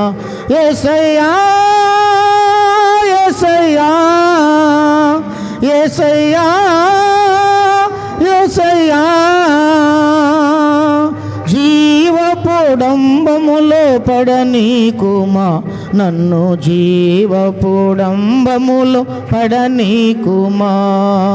జీవపుడంబములో పడనీకుమా నన్ను, జీవపుడంబములో పడనీకుమా. జీవప్రదమైన నీతిని నా కొసగు, నీ జీవ మార్గములు నడిపించుమా. ఈ నీతి మొట్టమొదట అబ్రహాం పొందుకున్నాడు. ఈ నీతిని ఎవరు పొందుకున్నారు తెలుసా? మొట్టమొదట విశ్వాసమూలమైన నీతి. దేవుని మాటను నమ్మాడు, అది అతనికి నీతిగా, అది దేవుని నీతి, విశ్వాసం వలన కలిగినటువంటి నీతి. ఆ నీతి యుగాంతం వరకు ఉంటుంది. ఆ అబ్రహాముని గురించి దేవుడు చెప్పాడు ఒక మాట. లూకాసు వార్త 1వ అధ్యాయంలో 54వ వచనం ఏం చెప్పాడంటే, దేవుని సన్నిధానంలో అబ్రహామునకును అతని సంతానమునకును యుగాంతం వరకు తన కనికరమును చూప జ్ఞాపకము చేసుకుందునని అమ్మా సెలవిచ్చినట్లు సహాయం చేశాడు. అబ్రహాముకి యుగాంతం వరకు తన కనికరమును చూపాలి అనుకున్నాడంట. ఎందుకు? ఆయన యుగాంతం వరకు నిలిచి ఉండే నీతిని పొందుకున్నాడు. మనం ఆ నీతిని పొందుకోవాలి. కొంచెంసేపు ఉండేది కాదు, కొన్నాళ్ళు ఉండేది కాదు. పౌలు గారు ఏం చెప్పారు తెలుసా? జీవప్రదమైన నీతి. జీవమునిస్తుంది ఆ నీతి. లేక జీవమన్న మహిమన్న ఒకటే, మహిమనిస్తుంది. ఎంతమందిని అయితే ఆయన నీతిమంతులుగా తీర్చడానికి ఏర్పరచుకున్నాడో వారందరినీ రేపు దేవుడు మహిమతో నింపుతాడు. మహిమ అంటే ఈ మన్ను మహిమను ధరించుకుంటుంది, లేకపోతే ఈ క్షయిత అక్షయితం ధరించుకుంటుంది, ఈ యొక్క మరణము జీవము చేత మింగిపోబడుతుంది. అట్లాంటిదన్నమాట.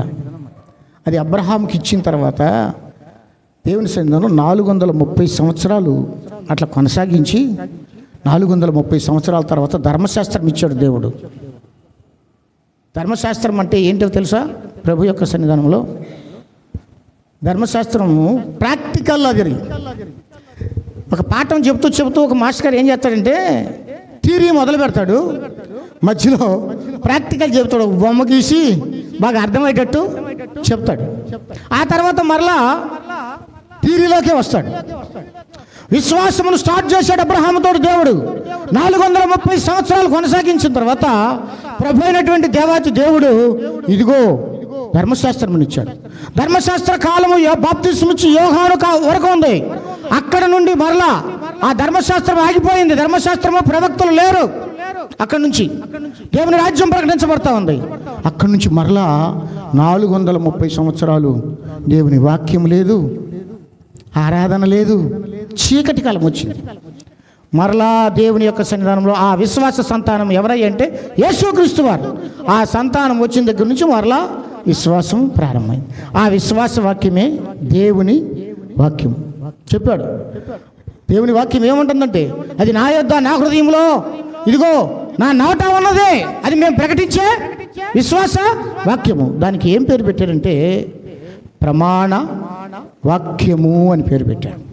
అబ్రహాముతో ప్రమాణం చేసినటువంటి దేవుడు ఆ వాక్యము 400 సంవత్సరాల దాకా కొనసాగించి ప్రభు యొక్క సన్నిధానంలో మరలా 430 సంవత్సరాల తర్వాత ధర్మశాస్త్రాన్ని ఇచ్చాడు. ఇప్పటికి కూడా ధర్మశాస్త్ర సంబంధమైనటువంటి విషయాలు చెప్పుకొని యేసుక్రీస్తుని గురించి చెప్పకుండా మానివేసే వాళ్ళు చాలామంది ఉన్నారు. అంత బోధ ఎంత ప్రకటించినా అది నిష్ప్రయోజనమే. ధర్మశాస్త్ర సంబంధమైనటువంటి అనేక మంది ప్రవక్తల గురించి లేకపోతే వాళ్ళ గురించి చెప్పి తీసుకొచ్చి యేసుక్రీస్తులో చూపించాలి. ఆ యేసుక్రీస్తులు నెరవేరకపోతే అది వ్యర్థమే. నెరవేరింది అని చూపించాలి. యేసుక్రీస్తులో క్రీస్తుని గురించిన మాట లేకపోతే అసలు విశ్వాసమే లేదు. మీరు ఏమనుకోకపోతే ఒక్క నిమిషం ఇస్తారండి అవకాశం. చూడండి, గలతీయులకు రాసిన పత్రిక అంటే ఇచ్చిన సమయం చాలా అయింది. గలతీయులకు రాసిన పత్రిక, ప్రైజ్ ది లార్డ్, 3వ అధ్యాయం 17వ వచనం చూద్దామా. నేను చెప్పింది ఏమనగా 430 సంవత్సరములు అయిన తర్వాత వచ్చిన ధర్మశాస్త్రము వాగ్దానమును నిరర్ధకము చేయనంతగా పూర్వము దేవుని చేత స్థిరపరచబడిన నిబంధన కొట్టివేయదు. ఎప్పుడు వచ్చిందంట? 430 సంవత్సరాల తర్వాత వచ్చింది. అబ్రహాముకి ఇచ్చినటువంటి వాక్యము ద్వారా అప్పటి నుంచి 430 సంవత్సరాలు విశ్వాసవాక్యం ఆనాడు కొనసాగిన తర్వాత ఏమండి మోషే కాలం నుండి ధర్మశాస్త్రం ఇవ్వబడింది. అది ధర్మశాస్త్రానికంటే ముందుంది. ఆ ముందున్నటువంటి స్థిరపరచబడినటువంటి ఆ యొక్క ప్రమాణ వాక్యము, ఆ నిబంధన, దానిని ధర్మశాస్త్రం వచ్చి కూడా కొట్టేయలేకపోయింది. ధర్మశాస్త్రం వచ్చి కొట్టేయలేకపోయింది. ఈనాడు రాజ్యాంగం రాశాడు దేవుని యొక్క సంఘం. ఆనాడు అంబేద్కర్. ఆ రాజ్యం కొనసాగుతుంది. ఆయన ఒక మనిషే. అది స్థిరపరచబడిపోయింది. ఒక మనిషి రాసినటువంటి ఆ రాజ్యాంగాన్ని మార్చాలని, దాన్ని కొట్టివేయాలని ఎంతమంది ప్రయత్నించినా అదిగో ఆనాడు రాసినటువంటి రాజ్యాంగం స్థిరపరచబడితే ఎవడి వలన కావట్లా. ఒక మనిషి చేసినటువంటిదే. దేవుని చేత స్థిరపరచబడింది ఇది ప్రమాణ వాక్యము. ధర్మశాస్త్రం వచ్చి కూడా ఏం చేయలేకపోయింది, అని కొట్టివేయలేకపోయింది. హెబ్రీలకు రాసిన పత్రిక, హెబ్రీలకు రాసిన పత్రిక, praise the lord,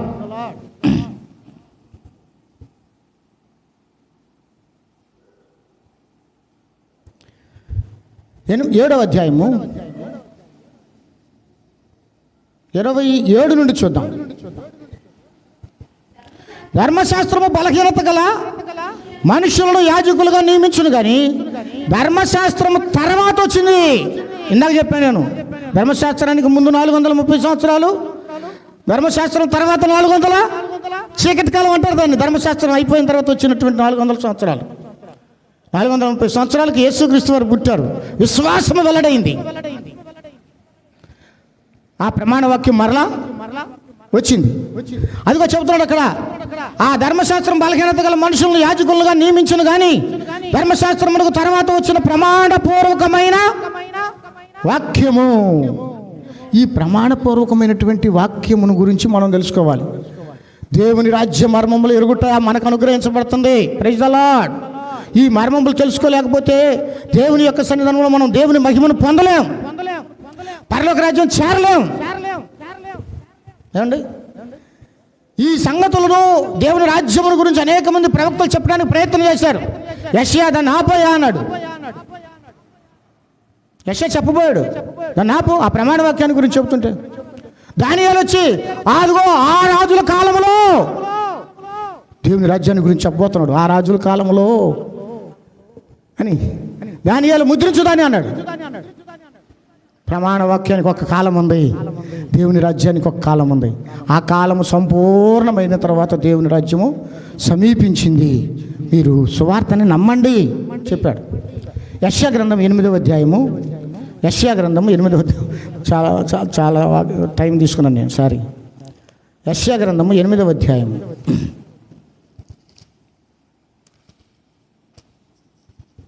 praise the lord. 12వ వచనం చూడండి. అమ్మ అది కొంచెం లేట్ అవుతుంది చదవటానికి, ఇంకొంచెం ముందుకెళ్దాం. Praise the lord. 16వ వచనం చూద్దాం. ఈ ప్రమాణ వాక్యమును కట్టుము, ఈ బోధన ముద్రించి ఆ శిష్యులకు అప్పగించము అని చెప్పాడు. అప్పుడు ప్రకటించని ఇలా ఆ ప్రమాణ వాక్యాన్ని గురించి, ఇది నా శిష్యులకు అప్పగించాలి అని ముద్రించు చెప్పాడు.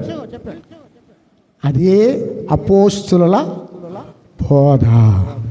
శిష్యులకు అప్పగించాడు ఈ ప్రమాణ వాక్యాన్ని. ఈ బోధన శిష్యులకు అప్పగించాడు. ఈ ప్రమాణ వాక్యం ప్రకారం ప్రకటించేవాడు ఒక్కళ్ళాడు. 20వ వచనం చూడండి. 20వ వచనం. ధర్మశాస్త్రమును ప్రమాణ వాక్యమును ఈ రెంటిని మనము గమనించాలి, చూడాలి. ఏం చేయగలిగింది? ధర్మశాస్త్రము దేవుని నీతిని నెరవేర్చలేకపోయింది. ధర్మశాస్త్రము దేవుని చేయజాలకపోయినా దేవుడు దానిని చేశాడు. ప్రమాణ వాక్యమును నెరవేర్చాడు దేవుని సన్నిధానంలో. ధర్మశాస్త్రమును ప్రమాణ వాక్యమును విచారించండి. ఏ వాక్యము? ప్రమాణ వాక్యము. అది ఈ వాక్యం ప్రకారం బోధించకపోతే వాడికి అరుణోదయం కలగదు, వాడి హృదయంలో వాక్యం వెలిగించబడదు. ఎంత గొప్ప దైవజనుడు కావచ్చు, ఎవరైనా కావచ్చు. ఆ వాక్యం ప్రకారం ప్రకటిస్తేనే. ఆ విధంగా కాకుండా ఆ ధర్మశాస్త్రం ఆ కథలు చెప్పుకొని క్రీస్తులో చూపించకుండా ధర్మశాస్త్రం మేలైంది కదా అని ఉపయోగించట్లా. కూరగాయలు కోసుకోవడానికి కత్తిని తెచ్చి ఇంట్లో పెట్టుకున్నావు. ఎవరైనా ఒక మాట అనగా కోపం పోతే అవసరం పొడితే దానికి తెచ్చుకున్నావు. నువ్వు కత్తిని దేనికి తెచ్చుకున్నావండి? ధర్మశాస్త్రం మేలైందే, కానీ దాని ధర్మానుకూలంగా వాళ్ళ జనులు తన యొక్క స్వార్థాలకు వాడుకున్నారు. అవినీతి పరులకు, అక్రమకారులకు తిమోతిలో చెప్పాడు పౌలు గారు. వాళ్ళకి నియమించబడింది కానీ నీతిమంతులకు నియమించబడలేదు. కానీ ధర్మానుకూలంగా వాడితే నీతిమంతులు కూడా మంచిదే. అది మంచిదే, ధర్మశాస్త్రం మంచిది కాదని చెప్పలేదు. దాన్ని మంచిది కాబట్టి దానిని కొనసాగిస్తూ ధర్మశాస్త్రమును సమాప్తి చేశాడు ప్రభు అయిన యేసుక్రీస్తు వారు. కొట్టేయలేదు. కాబట్టి ప్రభు యొక్క సన్నిధానంలో ఆ 20వ వచనంలో చెప్పబడినటువంటి మాట ఏంటి అంటే 8వ అధ్యాయంలో ఆ రెంటిని విచారించండి. ఈ వాక్యం ప్రకారం కానీ బోధించకపోతే వారికి అరుణోదయము కలగదు. అరుణోదయం కలగ ఏం చేస్తాడంటే, నన్ను ఆ ఊరు వెళ్ళమన్నాడండి సేవ చేయడానికి అంటాడు. ఇక్కడ వదిలిపెట్టి ఆడకు పోతాడు. ఆడ కూడా కట్టలేడు సంఘం, అక్కడ కూడా విశ్వాసులు ఉండరు. ఆడ నుంచి కొనాలు చేసిన తర్వాత ఆ ఊరు వెళ్ళమన్నాడండి నన్ను, మళ్ళీ అక్కడి నుంచి లేస్తాడు, తిరుగుతూ ఉంటాడు. చదవండి అక్కడ.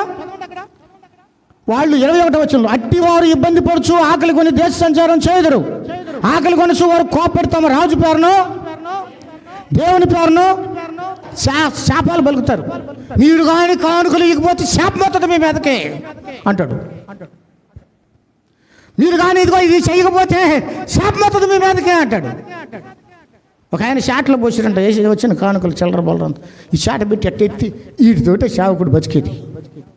అక్కడ నుంచి ఇంకో చోటకు పోయాడంట. ఆడ పరిస్థితి అది. దేశ సంచారం చేస్తా ఆకలి కొని ఏమంటే ఏమైపోతాడు? ఆ ప్రమాణ వాక్యం ప్రకారం మనం బోధించాలి. దేవుడు ఇప్పిస్తాడు, ఏదైనా దేవుడు ఇస్తాడు. ఇచ్చే దేవుడు ఇప్పించేది ఎవరు? దేవుడు.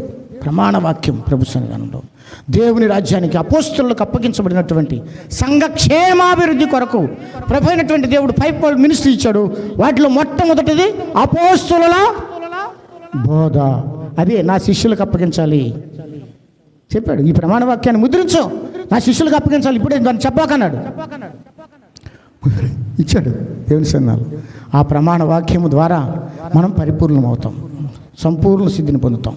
విశ్వాస విషయంలోను, దేవుని గురించిన జ్ఞానము విషయంలోను సంపూర్ణ సిద్ధిని పొందుతాం.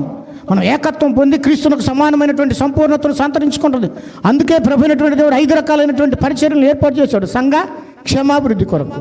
ఆది కాలంలో ఆ విధంగా అభివృద్ధి చెందిందంటే యేసుక్రీస్తుని గురించి ఫిలిప్పు గారు యేసుక్రీస్తుని గురించి దేవుని యొక్క రాజ్యమును గురించి ప్రకటిస్తూ ఉంటే అనేక మంది దేవుని రాజ్యంలో చేరారు.